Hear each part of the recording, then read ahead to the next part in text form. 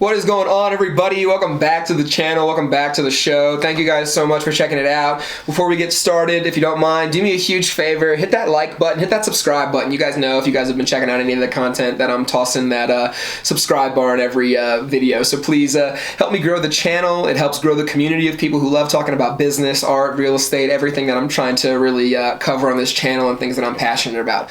So with that being said, let's really get started with this video. I know you guys have probably seen the title if you're watching, and if you've clicked, it's how to get your real estate license in 2021. And I really wanted to make a video just documenting my experience over the last few months and over this year studying for the real estate exams in Colorado and obtaining my license and passing the tests, and hopefully just giving a few tips and tricks that you guys might find helpful out there, or if you're thinking about starting the schooling or thinking about getting into real estate, just why I did it, and maybe give someone out there a little bit of motivation or a little can-do that you guys can do it too, and maybe answer some questions along the way with this video. So hopefully you guys get some value out of it. And with that being said, let's get into it. So first, without I guess being too boring for anybody, because obviously I don't want anybody to be bored during this video. I hope you guys find it informative and useful. I got into real estate for a bunch of different reasons, but really I guess the main point of, point number one that I'm going to make is only get into real estate if you're passionate about it. I would really say focus on something that you love doing. So if that's real estate, awesome. If it's not, don't worry about it. But if it's something that you love, definitely try pursuing it. And why I love real estate is because, well, it really started when I was younger. I didn't come from a family with money. I didn't grow up in a nice house. I went to a private school because my mom was a teacher, not because my parents could afford it. So a lot of my schoolmates and stuff growing up had much nicer cars, much nicer houses, and much nicer everything. So it gave me a different perspective of life and what was out there and what was possible and what was available to me and stuff like that. So it really started early on where I noticed that, oh wow, this person has a 3-car garage or whatever, and my house growing up didn't have a garage at all. So just little stuff like that, I just immediately started to notice wow, property, there is a difference in real estate than property. And then I started this company. I'm not sure if you guys have checked out that video. Maybe I'll throw it right up here. But I started my company when I was 23 after graduating from Drexel University with my BS in psychology. So I've been operating my own small business, my own independent entity, for about 5.5 years now.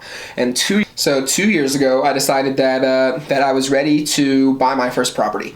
And I had done enough of the groundwork. I was in a position where I thought that I was ready. So I linked up with a realtor. Shout out to Isaac. Awesome guy.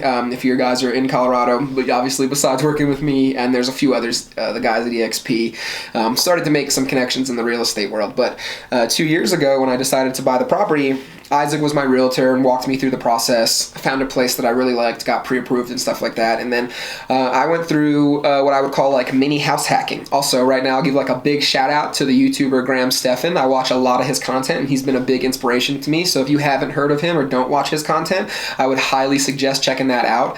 Maybe I'll throw the link in the description of this video to his YouTube channel just for fun, so you guys can just click directly and check out his page. He's really epic, and he's been a big inspiration business-wise and with real estate in terms of the things that I would like to accomplish. So I bought this place in 2019, and something that Graham talks a lot about is something called house hacking. And you can house hack in a variety of ways. You can buy a multi-family unit place. You can buy a duplex or a triplex. I think Graham has a couple videos back in the day of him buying a triplex or a duplex or something like that in Los Angeles and living in one half and renting out the other half. There's a lot of different things that you can do with real estate regarding house hacking. But what I decided to do was basically another version of it is when you live in a property for 2 out of 5 years, and there's a lot of different YouTubers that have some awesome videos about this, so I'm not going to go into big detail about it, but if you live in a property for 2 out of 5 years as your primary residence, you can take whatever, and obviously 2 years is not a long time to own a property. Ideally, you'd own a property much longer than 2 years, but in certain circumstances, it makes sense to maybe flip and stuff like that, flip houses and whatnot. But if you live in a property as your primary residence for 2 out of 5 years, the gains that you make when you sell that property are then tax-free, which is a really unique situation, a really unique, aspect of real estate that a lot of people try to take advantage of. And that was kind of step one for me. So later on, maybe in a few months or next year, something like that, I'll make a video about the experience that I'll have in the future of selling this place, because I'm also going to represent myself in that deal, and that's another motivation for me obtaining my real estate license. So that's kind of really some background regarding, I guess, why I got into real estate, why I currently am so interested in it, why I'm pursuing it as a career, and also just the idea of helping people find their first home. I was really young when I was able to do it, so I feel like I might have just some good experience to be able to help calm some nerves with some clients and just really help people through the process. So I feel like the combination of all of that just makes it such a win-win-win-win situation. It's something that I'm really, really excited about and really looking forward to get started doing. So now let's get into the part of the video where I really want to break down getting my license in 2021, what that was like, some tips and tricks for you guys to get your license if you're thinking about it, and just what I found helpful. So really first, I've had multiple people from a variety of walks of life and stuff like that say that the process can take upwards of a year, it can take a year and a half, it can take 3 months, it can take 6 months. I started the process and I decided to sign up with an online real estate school. So I guess step one, if you're thinking about becoming a realtor or getting into real estate seriously as a career, being licensed, is signing up for a real estate school. So one of the main things, you have to get licensed and you have to go through 168 credit hours, I believe, of education to get your credit hours to be able to take the exam to then get your license. So there's definitely a few steps that you have to go through, but it's not overwhelming. It's not something that, is unattainable by any means. If you're interested in real estate and you have a passion for it, I would definitely recommend doing it and just going after it. So I decided to sign up for a Kaplan Real Estate School, which is an online real estate school. You can do local schools, you can do in-person. There's dozens and dozens of options when it comes to the type or the kind of online real estate school or the company that you go with for the schooling. So once you sign up for that, basically you start working through the classes. So I signed up in, I want to say, May of 2021. And basically every night I would come home and just work through in my spare time. I wouldn't watch TV or just whatever, just hang out at home. I would be working. I'd be getting back on my computer, taking these classes. So from May to, let's say, August, I was just focused on those real estate classes, and I finished all of my credit hours and I finished all of my schooling over those few months. And then in, I think it was the end of August. So that's step one, sign up for a school. Step two is, get through the schooling. You can decide to rush through it. You can decide to take your time. You can decide to go at a comfortable pace. It's really whatever is best for you and your life and your schedule. But once you get through the schooling, then you get your certificates. So you'll get like a series of, I believe, 6 certificates once you pass all the different national and state portions of the courses and stuff like that to get your license. So then in August, I began studying for the exam. So I would say step 3 is begin studying for the exam. You're going to have so much new information, so much new stuff that you're learning as you're taking those classes. And basically, I started studying as soon as I wrapped up that last course. So as soon as I was done the credit hours and I had the schooling part done, I wanted to start studying for the exam. And I was studying for the state and the national at the same time. In retrospect, and I'll add this in a little bit later in the video, in retrospect, I would have done things a little bit differently, but I started studying right away.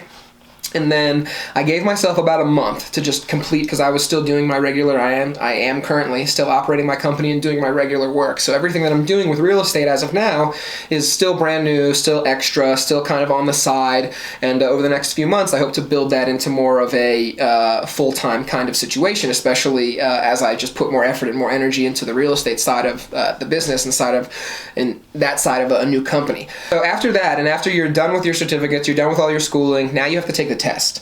So one of the tips, I guess, that I wish that I maybe would have known in advance, and this also might depend on the various type of real estate school that you go to. I personally found that Kaplan prepared me really well for the national. I went in really confident and knew what I needed to know for the national, but the state was missing certain sections in my mind. And every time I went to take the state, I felt like there were a couple times where information wasn't necessarily covered in Kaplan like it could have been. So in retrospect, I would have studied studied for the state first, the national first, then the state, passed the national, then worried about the state, and kind of just separated them. And that's just my preference because I'm not a test taker by nature. That's not my skill set. That's not where I really thrive. That's not the environment that I really thrive. And also the environment with PSI, which is the organization that you're taking your test, is a very sterile, plain, interesting environment, I would say. So I haven't been in a room like that taking an examination in, more than 10 years, I would say. So when you go in, it's a little bit of a new process. They take your phone, they take your keys, you sign these waivers, they bring you into a cubicle that's just all gray where you can't see anybody around you, and then they have a camera that's looking right down on you so that they can see you while you work and while you click the computer. And then their computers are also like Windows 98 or something like that. They're very old desktops and stuff like that. So if you're used to working on something like a Mac or like a new computer, it definitely takes you back to 20 years ago or whatever, however old those computers are.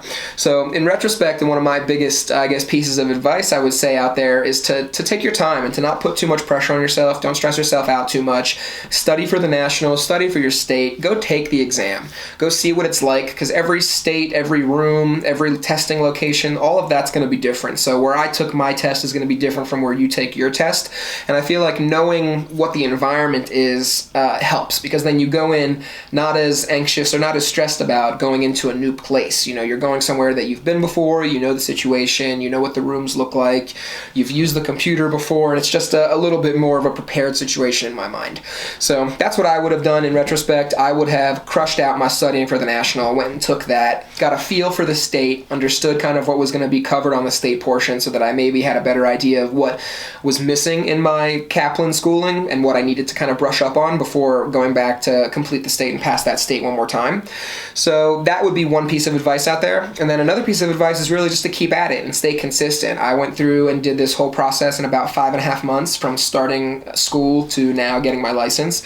And now I'm basically going through the process of talking with brokerages and deciding who I'm going to activate my license with, because that's another aspect of real estate. Once you pass both exams, your national and your state portion, then you have to go through some FBI fingerprinting, some background checks. There's a couple other steps that you still have to go through, and I'll explain that as well. And then you have to work with a brokerage. So really, it's kind of cool. So as soon as you take the national and the state portion on the PSI exam, for the PSI exam or whatever you want to call it, they tell you right away, green, red, pass, fail. So if you pass the test, awesome. If you fail the test, it doesn't matter. You can try again, go back, study the aspects that you were missing, go back and try it again. If you passed, you're all set. And then once you pass both portions, you're then ready to go through those next steps. So after I passed, that same day, I was able to actually go online and register with the Colorado Department. There's a specific agency, I guess, within Colorado that does some fingerprinting. So I was able to get an appointment that afternoon, go in for the fingerprinting and the background check and stuff like that, pay for that. I believe that was like $50. So there's definitely also a set of fees along the way, and maybe I'll try to throw that. Maybe I'll throw that like right here, just like, list these, the fees, I guess, that were involved in my first year of real estate, or not my first year of real estate, but getting my license in real estate in 2021. And now that I'm done with the exams, now that I have done the background checks and done the next necessary steps, now I'm basically talking with brokerages. So my next step is deciding who I want to activate my license with. You can't independently activate your license as a new agent. You have to work under a brokerage firm. You have to work with a brokerage that has a license number that you associate your license with. So right now I'm talking to a few companies. I'm talking to Sotheby's, I'm talking to EXP, who I really, really like, and I've got a few meetings, and I've had a few meetings last week, and it's really just trying to find the best fit, find the best environment that I think I'm going to thrive and be successful in, and then otherwise I'm just pumped and I'm hyped to get started. Real estate is something that I've been excited about for a long, long time, so within the next couple months and few months and weeks, etc., you guys are going to be seeing a lot more real estate related content from me, and hit me up in the comments. If you guys like this video, please let me know. Hit that like button, hit that subscribe button, and also hit the comments with any questions that you guys have. Maybe I talked about something that you were curious about regarding getting your real estate license. Maybe I didn't. If I didn't, I'd love to answer that question in the comments if I can, if I feel like I can answer that question for you. So definitely hit those comments. And again, thank you guys so much for tuning in. I am so excited to finish 2021 going strong into real estate and then enter 2022 with some really big projects and some really fun things that I've got planned. So with that, hope everyone has a great day, great week. Stay hustling. Much love, everyone. Thank you. Peace out. Check the mic and make sure it sound right, boys.